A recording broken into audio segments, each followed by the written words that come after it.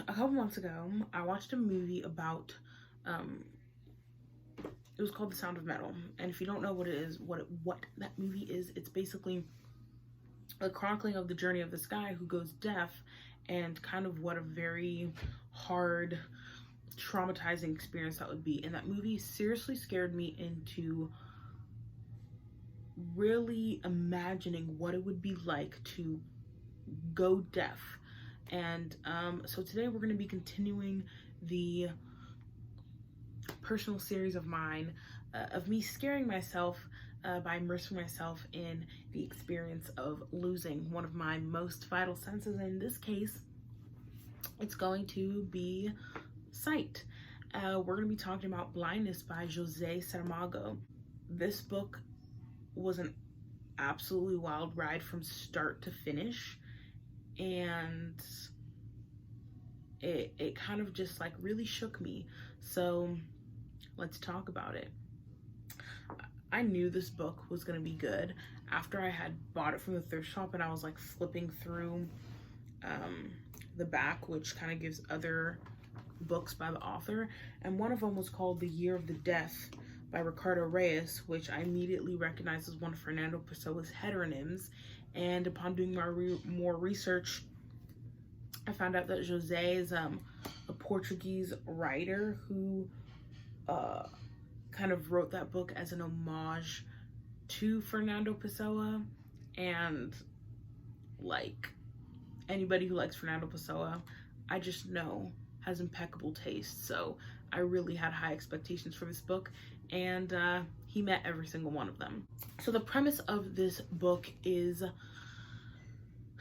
I kind of imagine it feels very post-apocalyptic, and so I kind of just see this kind of maybe near future dystopian unnamed city where an epidemic of blindness, or white blindness, because this isn't a blindness of darkness, but rather of this white illumination. And so this epidemic of this white evil, as they call it in the book, is taking over the city. And we follow kind of this main cast of characters through this terrifying experience.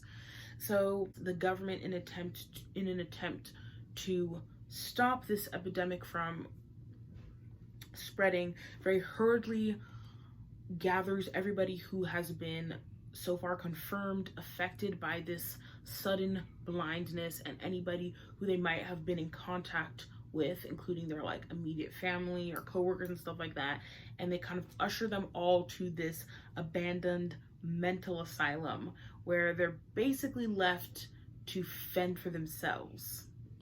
I know.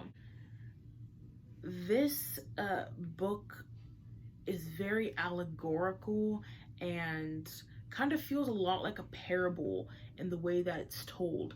For one, none of the characters have names. We never hear their names or figure out what their names were. They're all identified using one characteristic. For example, the first blind man, we have the doctor, the doctor's wife, the girl with the dark glasses, the boy with the squint, and the man with the black eye patch, and then the thief.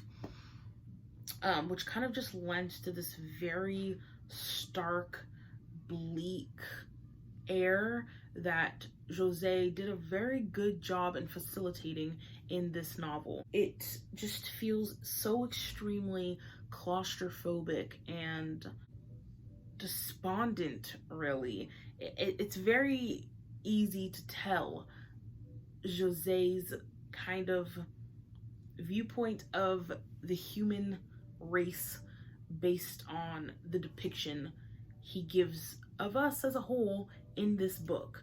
The formatting is very interesting, to say the least. As you can see, it's basically just block text. José Saramago very scarcely uses any punctuation, does not employ the use of quotation marks for speech, etc. And that just adds to this very kind of urgent and suffocating feeling of reading the novel. And I read a couple reviews where people were complaining about this, kind of saying that it made it less readable.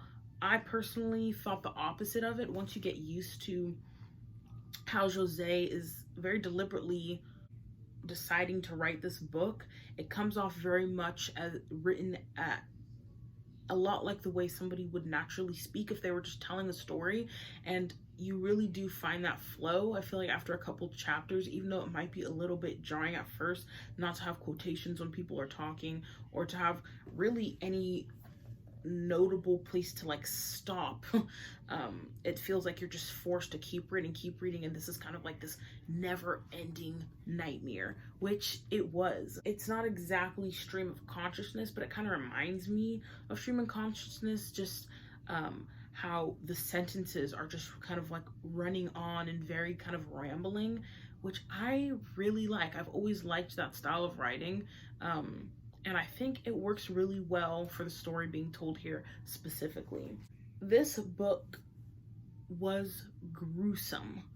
At one point, there was, and I counted, a 6-page sequence of a wounded blind man crawling on the floor trying to get to a certain destination. And it was hard to read. You know, we have this man who is submerged in this white illumination, not being able to see anything, can't walk, and he's just groping the walls in this mental asylum trying to get somewhere. And the fact that José sat there and wrote out this terrifyingly long depiction of this like suffering really is just a piece of the craziness in this book. You truly feel this character's desperation, and just the expertise of José's writing made you feel like you were blind and you were alongside all these characters suffering with them. And in a lot of ways, we are. There are so many points throughout the couple days that it took me to read this book where completely unknowingly I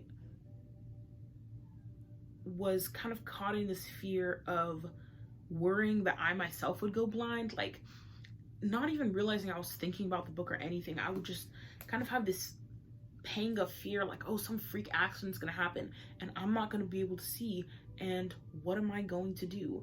And it just kind of shows how deeply this book affected me, that I was so like kind of consumed with this narrative that it kind of just seeped into my brain, not even as like deliberate thought, but as this kind of underlying fear that kind of like seeped through my whole day, and like my awareness of my surroundings, and even at one point like my dreams. A lot of what this book has to say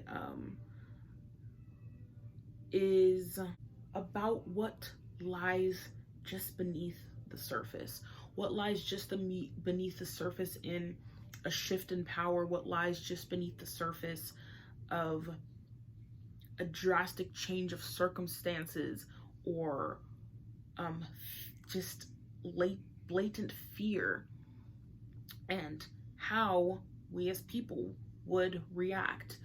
I feel like this genre of book has definitely been explored before, not just book like as in literature, but just it's a subject that I feel like has been discussed a lot, and it's this kind of the true colors of man type beat. This book gave me very much like Lord of the Flies, On the Beach by Alex Garland, and there was one other book that I thought it reminded me of.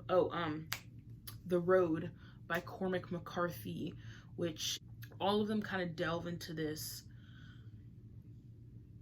very bleak exploration of who we truly are. Another thing that I think is really interesting about this book was José's decision to make this blindness not one of darkness, but of light, meaning that when they go blind, they're not submerged in like a lack of light, but in fact, the unending presence of it. And it's described as kind of milky white illumination.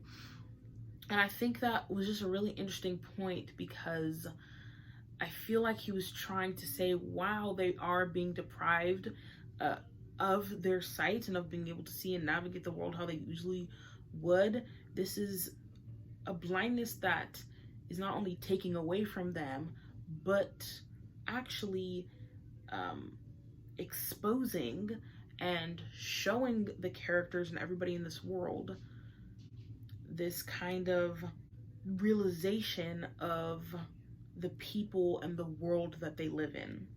Like I said before, it's very evident in this book, José's kind of overall view as humans, of humans as a whole, because the book is very gruesome and dark and disturbing at times. Trigger warning for like just violence and like sexual assault. And while it's fairly obvious, him showing this like extreme side of humans through the kind of spotlight character in this book, which is the doctor's wife, he also does a really good job of depicting the good in man, or like the triumph of spirit and perseverance through this one character who seemingly seems to be the only one unaffected by this epidemic of blindness. And so she has this extreme burden of being able to see in a world where everyone cannot be. And it's really interesting to see how her character views herself in this position, where she could easily use this to exploit and abuse other people, how she really views it as a responsibility and almost a actual debt that she is like 100% obligated to pay to the people around her who are not in her position. And the kind of toll that this takes on her, many times throughout the book she even expresses that she wishes she could just be blind like everybody else, so that she kind of doesn't have to be in that position. And even though she expresses this, she never fails to continue the duty that she has put upon herself and feels that she has as the only person who can see. I found this book like absolutely riveting and just gave me a lot to think about in general, and just kind of also made me think about how many times different variations of the story have been told, not just through literature, but throughout all of our lives as a whole, and even being played out in real time and in real life events, you know, i.e. World War II. I don't know. I feel like José Saramago didn't really write this as a cautionary tale, but it was more just kind of him expressing this truth that he was convinced of, though it very much can be read as a cautionary tale and really make you kind of examine your own ideas of who you think you are. I don't know, it's kind of scary to think about, and it's kind of really sad to think about too. It's just it's an interesting book to read, and I give it a 4.5 out of 5 stars. And I think I'm going to leave y'all with a quote from this book. The writing, by the way, is like really beautiful, and dispersed from this very like succinct text are always like these kind of pontifications of like mankind as a whole, and like these very beautifully thought out sentences that just add a lot to the whole story. So I'm going to leave you guys with this quote, which kind of encompasses a lot of the feelings of reading this book, and kind of the allegorical take it has on what we as a society will succumb to when put under pressure. They're dead. They can't do any harm, someone remarked. The intention was to reassure himself and others, but his words made it worse. It was true that these blind internees were dead, that they could not move, see, could neither stir nor breathe. But who can say that this white blindness is not some spiritual malaise? And if we assume this to be the case, then the spirits of those blind casualties have never been as free as they are now, released from their bodies, and therefore free to do whatever they like, above all to do evil, which, as everyone knows, has always been the easiest thing to do. I don't know, man. I don't know. Anyway, you should read this book. I really think you should. I'll definitely be picking up some more José Saramago. That's the end of this video. Shout out to Angela, pictured here, being my biggest fan in the world. I love you, girl. And I'll see you guys another video where I am purposely subjecting myself to mental anguish.